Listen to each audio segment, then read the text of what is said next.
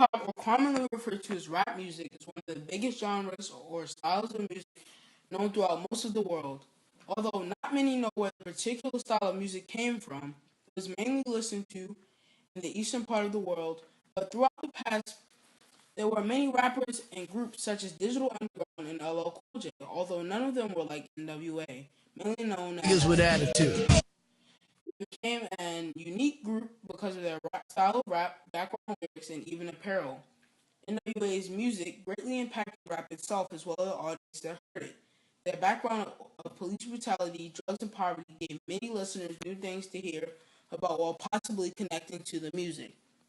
They were always positive and portrayed in the best way, but will always be remembered as the godfathers of rap. NWA dealt with many trials and tribulations. They explored the boundaries of rap music in order to exchange their views of everyday life and urban culture of America. They used rap lyrics to express their encounters with police brutality and gang violence. Eric Wright, mainly recognized as Eazy-E, was born in Compton, California on the day of September 7, 1964, from parents of Richard and Kathy Wright. Growing up in a lower-class home throughout the gang-infested neighborhoods of Compton had a very big influence on the early drug life taken on by Mr. Wright. After doing poorly in school up until the 10th grade, selling drugs pleased him because of the income that it brought in. After dropping out of school, selling drugs was his main job, and he was even encouraged by his parents due to the lack of money in the household.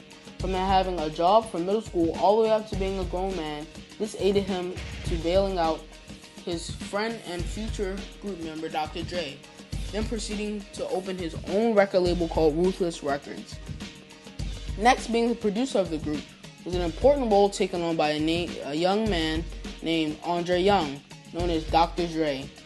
Dr. Dre came into the world on February 18, 1965 from the pair of Theodore and Verna Young. With his father dying at a young age in Dre's life, he became the man of the house, working many jobs to help his mom raise his younger brothers as well as himself. To keep Andre from taking on the wrong lifestyle, Verna Young constantly moved from neighborhood to neighborhood in order to keep the family safe from gangs and poverty.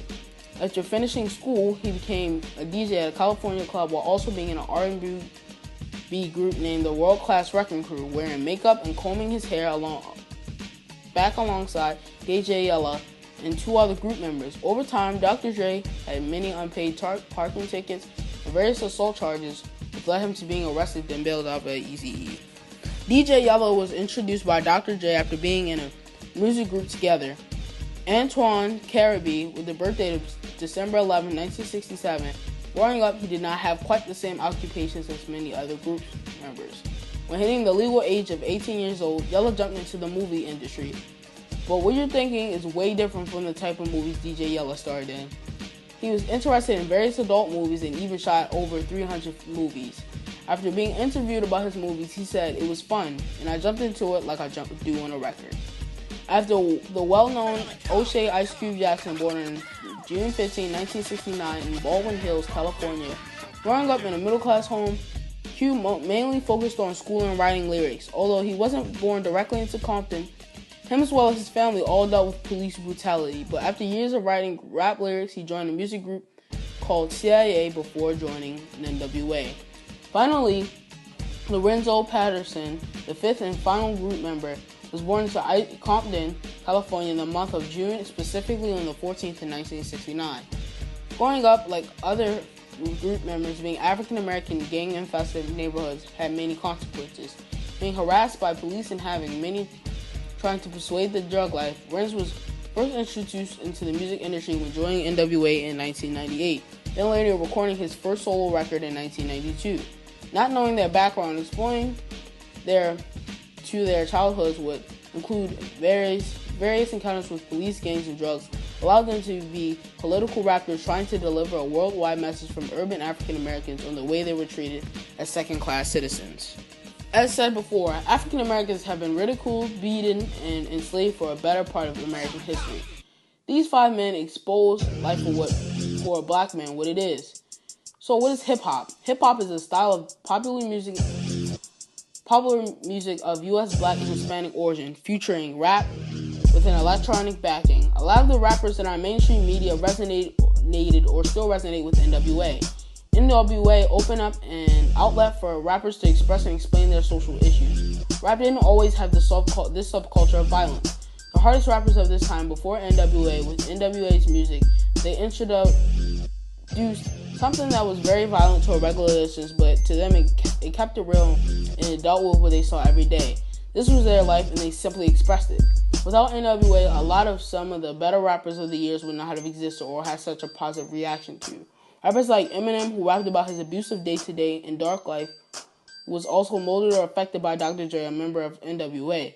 Other rappers like Tupac Shakur or Biggie Smalls had a type of gangster rap that wouldn't exist without the crafters of the new subculture NWA. They also had an effect on the police and on the politics of this time. Their political effect stems from their song F the Police, talking about their utter dislike for the justice system and how they treated them in their day-to-day life. People became aware of their surroundings and began to realize what the police were doing was wrong. Even during the LA riots, this song was adopted as the slogan for the outlash against the police. NWA encountered many difficulties in order to make their music. Also, NWA explored deeper inside the genre known as hip-hop today to make a subgenre of their music, which was rap music. Finally, NWA gave the new subgenre of music to their audience society. NWA faced with many difficulties such as financial issues, police brutality, and gang violence. During NWA's time, some of their members such as Eazy-E were involved in gang and drug violence. They always faced this problem because of their music and music videos that included their gang, money, and weapons. This would cause the gang violence. Another problem they faced was the police. In some of NWA songs, they were sayings that were not pleasant towards the police. For example, NWA's song F the Police, released in 1998, this created a major uproar with the police and even the FBI, which the song was created to protest against the police brutality during the time. This song didn't help the battle with "You're mistaken my pad for a rock house. While I know to you we all look the same, but I'm not the one slinging cane. I work 9 to 5 and ain't a dang thing changed." Eventually, the FBI sent angry letters toward NWA's record label for the album, which was Ruthless Records. Also, of course, the song would not be able to play on air, but not to worry, it sold over 2 million copies.